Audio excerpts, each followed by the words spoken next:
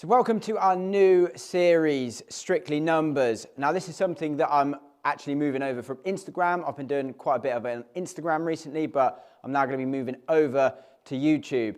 Now Strictly Numbers, it's a quick format video where I put clubs head to head and then just show you the numbers. So today I've got in my hands the T100-S and the T200. So I'm going to be putting these head to head on quad and then showing you guys the data. Okay, so the format of Strictly Numbers is I'm going to hit 20 shots with each club, delete the worst 10, leave the best 10 in to try and give you a accurate representation of how the club's actually performing. We want to try and take the human variable that is me out of this because it's not really a fitting scenario. I'm not seeing how I'm reacting to anything. Essentially, the idea behind this series is to try and give you guys more information about how different clubs perform head to head, how different balls perform head to head, even shafts. We'll do everything in this series. So ultimately you've got a little bit more knowledge if you're buying blind or if you're going in for a fit as to how exactly one head shaft ball will compare against another. So hopefully just to give you more knowledge. So yeah, a little bit of information, I guess. First, we're not really going to be diving too much into the tech in this series. It's not what it's about. Quick format, numbers, data only. But T100-S is 32 degrees and then the T200 is 31 degrees. So obviously a 1 degree stronger 7-iron. And that's it. Just going to hit shots. 20 with each, delete the worst 10, leave the best 10 in. And let's get that data. The only other thing, obviously the shafts will be the same in both heads because we've got interchangeable system. So I'm just going to be hitting the Modus 120X standard length, taking that out of the 100S, putting in the 200, just hitting shots. Let's do it. So first up is the T100S. I'm only going to show you a couple of shots with each and then we'll go straight into the data.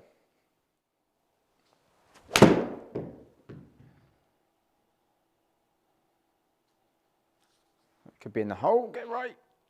Oh, woo. Take that one all day long.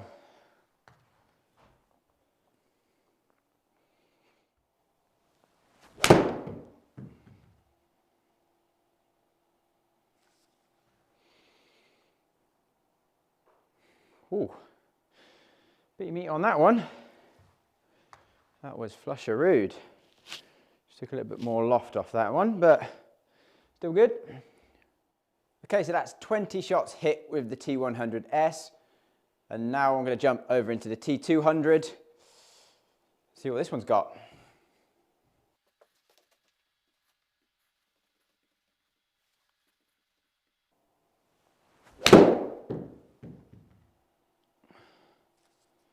It's not a bad one to start with, that, is it? Right in the heart of the green, I'll tell you that.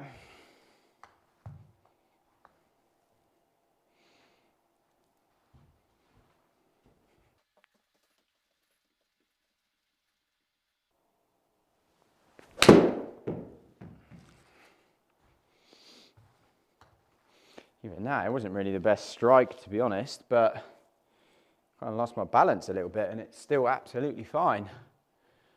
180 carry, 6 yards offline.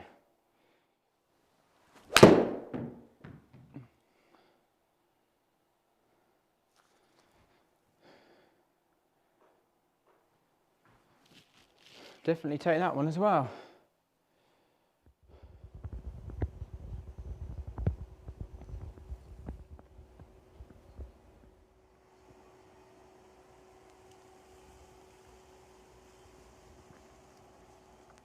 Okay, here we go. So time for some numbers. So we'll just dive in straight into the data, see what happened. So on the top here, you can see we've got T100-S and then T200 down here. So first of all, we can see the ball speed, 124.6 with the T100-S, 124.2 with the T200. Really not much in that at all.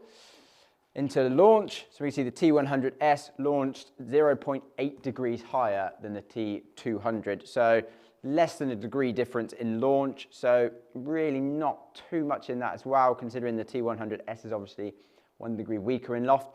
But yeah, T200 launching slightly lower. And then on the backspin, can obviously see that the T100-S span 400 revs more, so 5400 versus 5000. So there's a little bit on the low side, to be fair, but for me, when we look at peak heights and angle of descent and all those kind of things, it's not really too much of a worry. Again, change of ball, go to Pro V1X or maybe even a Mizuno RB Tour X. They're really, really spinny, but again, that's not so much what this is about. This isn't a fitting video. It's showing you the differences in data.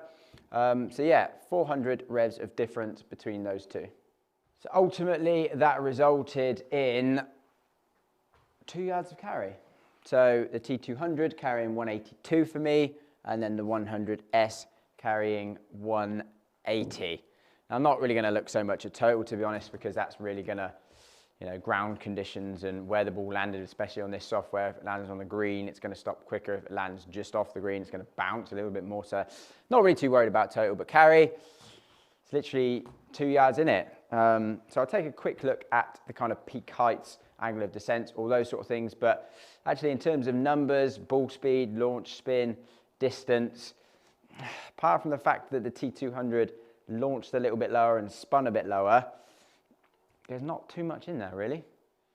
Okay, so we'll have a quick look at the club data as well, just to show you what the deliveries were like, because obviously that makes a difference to the results as well. So just to show you, the efficiency was actually identical. Again, we've got the T100-S on the top, T200 on the bottom.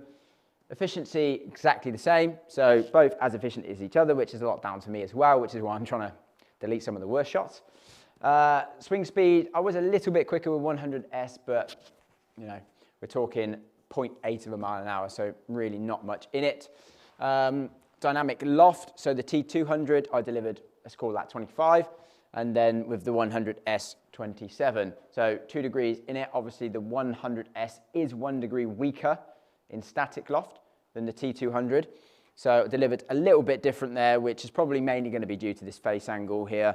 I was kind of just a little bit more open to the path with the T100S, and I was a little bit more closed to the path with the T200. Obviously a little bit more of a closed face is going to deliver a little bit less loft. But even interestingly, with the less delivered loft, I didn't get any more ball speed out of it. They're exactly the same. So that's pretty interesting. So angle of attack was pretty much exactly the same. So yeah, swing speed very similar. Delivered loft very slightly different, but really again there's not too much there. Even average strike is pretty similar right out of the hill, which is pretty standard for me. But yeah, that's the club data. So a very quick look at the actual ball flight in terms of the peak height and angle of descent. So far over on this side, you can see the 100S finishes here. So this is the average of the 100S. Then T200 starts here, and at the bottom here is the average of the T200. So you can see that I hit 10 shots with that, and there is 10 shots with the T100S as well. And again, that's whittled down from 20 with each, 10 best shots left in there. So we can see the peak height of the T100S was at 120, and that gave us a descent angle of basically 51. So that's still flying really high, and it's got a really steep angle of descent. So even though that spins low, got plenty of ball speed and plenty of launch to get that nice peak height. And the T200 peaked at 115 and a descent angle of 49.6. So again, borderline 50 degrees. So because of that lower launch and lower spin, just peaked a little bit lower, gave us a little bit of a shallower angle of descent. But all in all, there really isn't much there, to be honest. I would have shown you some profiles of the heads kind of looking down at it. The 100S, definitely a little bit of a smaller top line. And to be honest, I definitely did feel like I got away with a little bit more with the T200. I hit a couple of shots that weren't particularly great, to be honest with you. I heeled a little bit, it was a little bit low, but still got the distance. So yeah, I would say the T200 is marginally more forgiving, but the 100S is it's an impressive head for how small it is. It is impressive. I actually game 100Ss, I think they're fantastic heads. But if you're looking for a little bit more distance, marginal more distance, and a little bit more forgiveness, T200 would be the way to go.